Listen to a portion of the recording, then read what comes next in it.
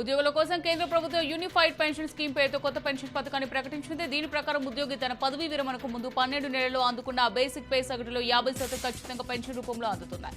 23 లక్షల మంది కేంద్ర ప్రభుత్వ ఉద్యోగులకు ఈ కొత్త పెన్షన్ పథకం వరిస్తుంది. 2004లో తీసుకొచ్చిన కొత్త పెన్షన్ పథకాన్ని రద్దు చేసి పాత పెన్షన్ విధానాన్ని అమలు చేయాలని ఉద్యోగులు చాలా రోజులుగా డిమాండ్ చేస్తున్నారు. పశ్చిమ బెంగాల్ రాజధాని కోల్కతాలోని ఆర్జికర్ మెడికల్ కాలేజ్లో ట్రైనీ డాక్టర్పై అత్యాచారం ఘటనకు సంబంధించి శరవేగంగా దర్యాప్తు కొనసాగుతోంది.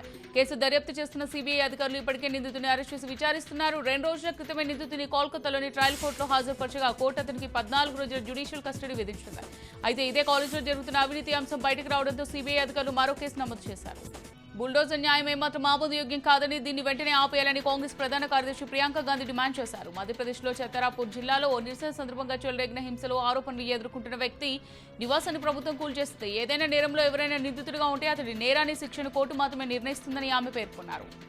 కేంద్రంలోని మోదీ సర్కార్పై రైతు కార్మిక సంఘాలు మరోసారి పోరుబాటు పట్టాయి. హక్కులు డిమాండ్ల సాధన కోసం రాజ్యాంగాన్ని ఆమోదించిన రోజైన నవంబర్ 20న దేశవ్యాప్త ఆందోళన చేపట్టినట్టు సంయుక్త కిసాన్ మోర్చా కేంద్ర కార్మిక సంఘాలు ప్రకటించాయి. బ్యాంకింగ్ రంగాన్ని ప్రైవేటీకరణ చేసేందుకు కేంద్రం చేస్తున్న ప్రయత్నాలకు వ్యతిరేకంగా బ్యాంకు యూనియన్ల ఉమ్మడి వేదిక ఈ నెల 28న చేపట్టిన సమ్మెకు మద్దతిస్తున్నట్టు తెలిపాయి.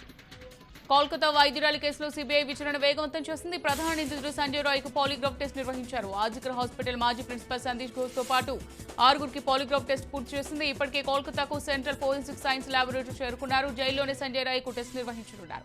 మరోవైపు నిందితుడు వారిని బైక్ను సీజ్ చేశారు పోలీసులు. ఇస్రోకు లాభాల పంట పండుతోంది. ఇస్రోపై ఖర్చు పెట్టే ప్రతి రూపాయికి భారీగా లాభం వస్తుందని ఆ సంస్థ చైర్మన్ ఎస్ సోమనాథ్ తెలిపారు. ప్రస్తుతం ఇస్రోపై రూపాయి పెట్టుబడి పెడితే దానికి 2.54 లాభం వస్తుందని పేర్కొన్నారు. సమాజానికి కూడా ఇది ఆర్థికంగా లాభం చేకూరుస్తుందని అభిప్రాయపడ్డారు. 10 ఏళ్లలో భారత అంతరిక్ష పరిశోధన సంస్థ $60 బిలియన్ ఆర్థిక ప్రయోజనాలు అలాగే 45 లక్షల ఉద్యోగాలను సృష్టించినట్టు ఈ నివేదిక తెలిపింది. 2026 మార్చి నాటికి నక్సల్స్ హింస నుంచి దేశానికి విముక్తి కల్పిస్తామని కేంద్ర హోంమంత్రి అమిత్ షా చెప్పారు. వామపక్ష తీవ్రవాదంపై అంతిమ దాడికి సమయం వచ్చిందని చెప్పారు. మన దేశంలో ప్రజాస్వామిక వ్యవస్థకు అతిపెద్ద సవాల్ నక్సలిజం అన్నారు. కేంద్రంలో మోదీ ప్రభుత్వం వచ్చినప్పటి నుంచి సవాలు స్వీకరించిందని, ఆయుధాలు పట్టిన వారిని ప్రధాన జీవన స్రవంతిలోకి తేవడానికి ప్రయత్నించిందని చెప్పారు.